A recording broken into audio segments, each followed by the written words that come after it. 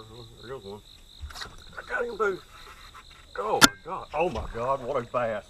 Oh my gosh. I mean a horse. I mean a horse.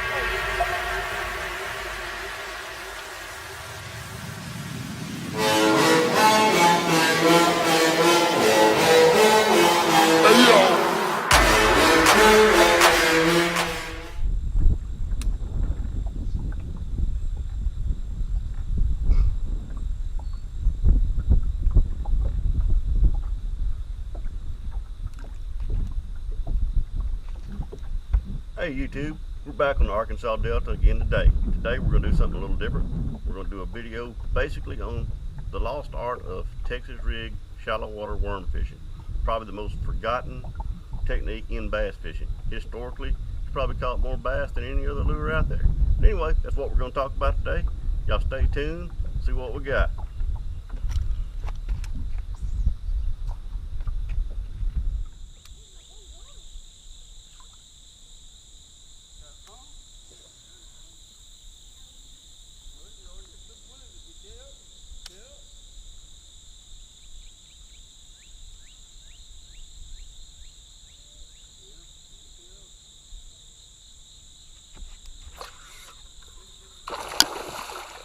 Oh, good in there.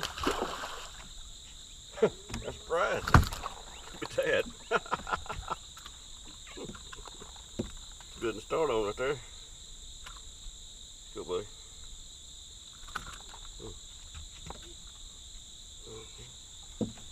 It's all right. 50-minute tongue. That ain't good. Come on, buddy. There we go. Yeah, it's a little behind the tongue. He's probably all right. What about that? Not too bad a way to start the day.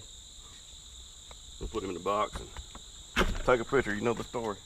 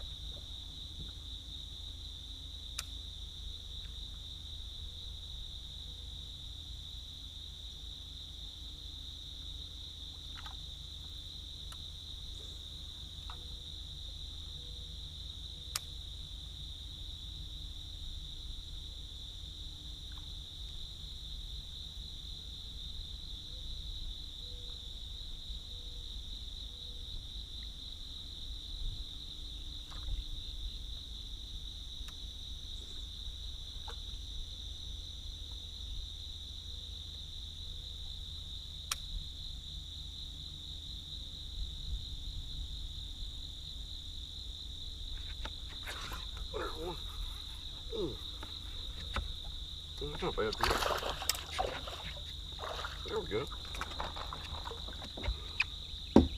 Not bad. Little Texas rig worm strikes again. Let's put him in the box. Take a photo.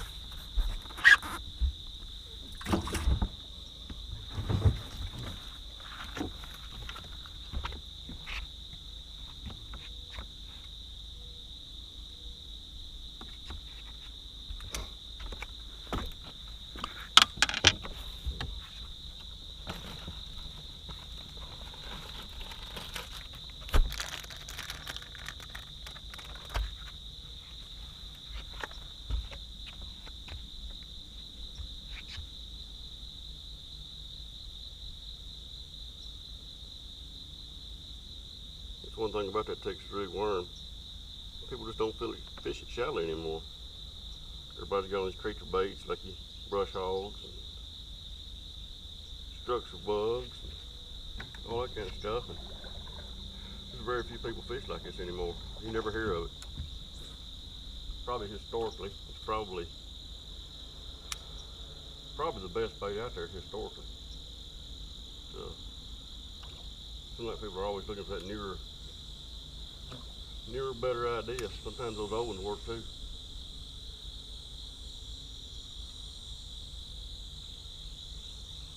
Kind of updated our setup a little bit.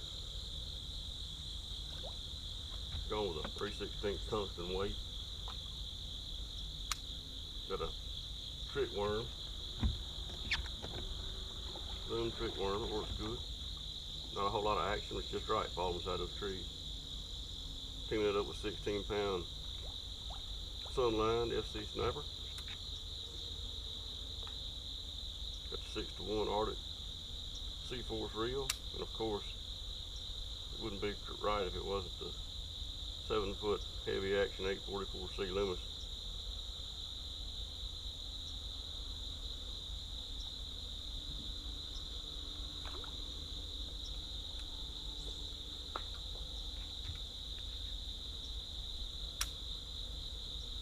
I think we're gonna get a few today.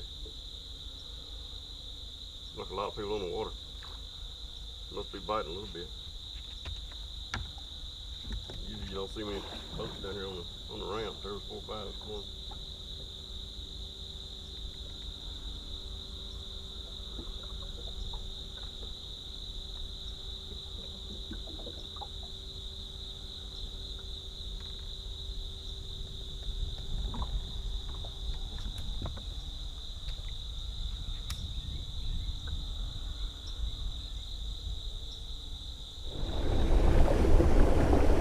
Rattling back down the lake, why don't we talk a little bit about the details of what we're talking about with our worm fishing. You know, what we're doing today, you know, like we said before, 3/16 tungsten weight, 2-aught Gamakatsu round bend, 16-pound FC Sniper, fluorocarbon, 6-to-1 reel, heavy action rod.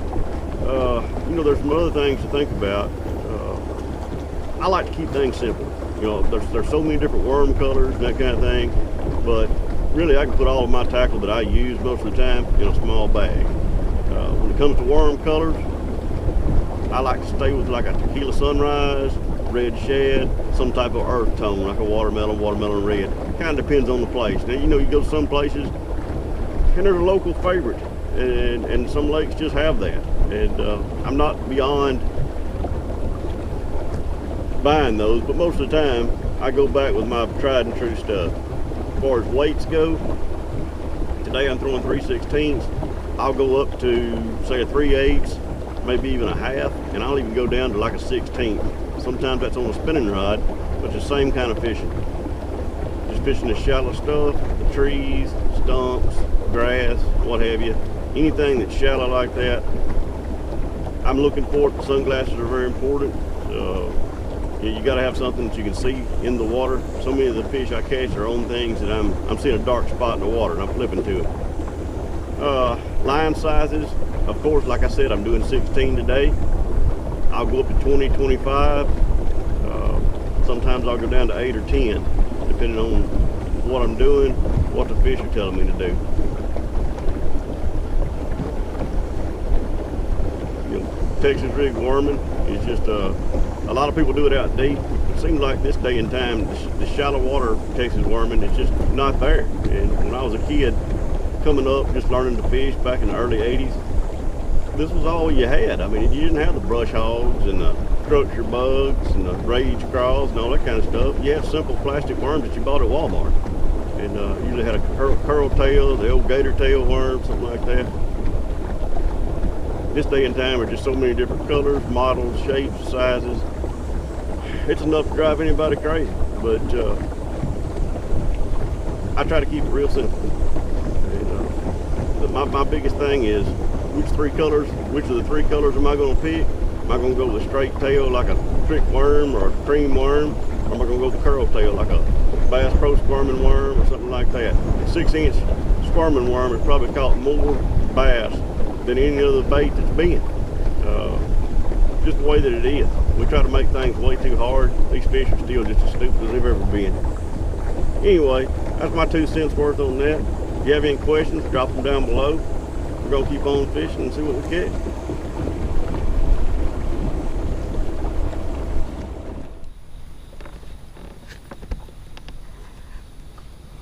Alright, let's rig this thing up. We'll put a slip sunker on, Picasso tungsten 3/16.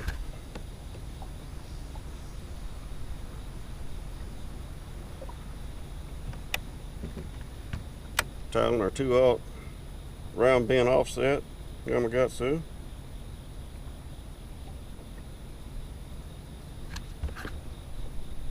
Of course I use a Palomar. Only knot I know. No, it wouldn't make much of a sailor. Now wet it real good. Pull it tight.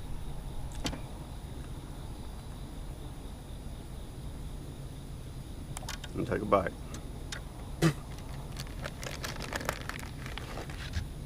Put on the old red shed and go to town.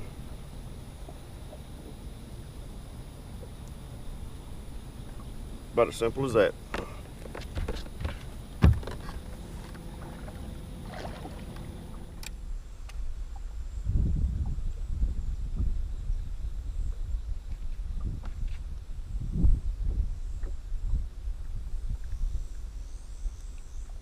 You know, just a little bit about how I'm fishing this thing. Fishing mostly cypress trees, a little bit of grass. If you notice, whenever I flip in there, you probably notice I'll flip in there and then I'll pull out my line a little bit. I'm not really picking out a backlash. What I'm doing is I'm wanting that bait to fall right down by the tree. If you don't do that, it'll pendulum right back to you. A lot of times you'll miss the strike zone completely. Also, sometimes I'll flip it past the tree and let it pendulum back in from the back side. So there is a method to the madness, even if it doesn't look like it. All these trees have root wads on the bottom of them. A lot of times those fish will get up in those root wads. That's what I'm trying to do, is just catch them out of the root wads.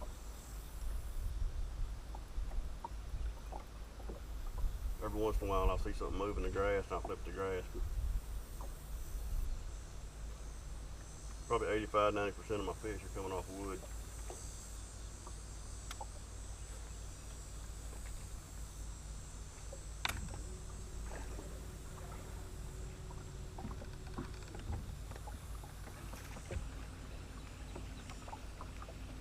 It's real important too to rig your worm up straight. If you don't do it straight, a lot of times the line twists like what it's doing there.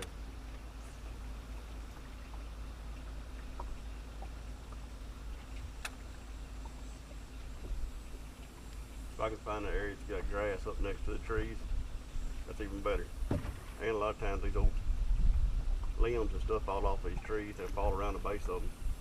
You'll feel them down in there. Those fish like to bury up in there. A lot of times I'll hang up and I'll pop it loose and they'll grab it.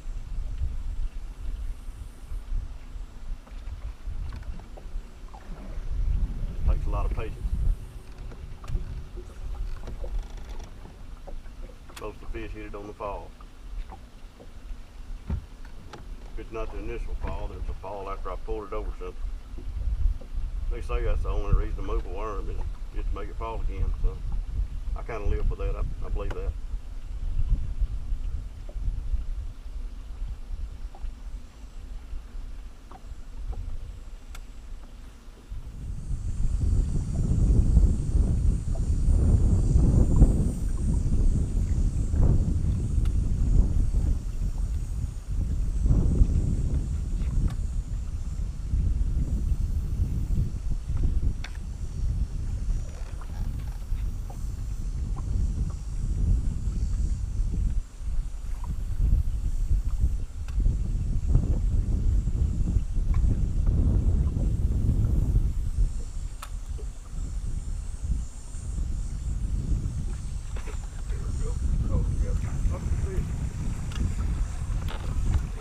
Get your butt up in here. Just fat. What you talking about? Short and fat. Shrek, is that you? Like a Shrek fish. Thank y'all for watching my video. If you liked it, please like and subscribe. Also, check us out on Instagram. It's Greg Gulledge _fishing adventures. Thank y'all for watching. Catch y'all next time.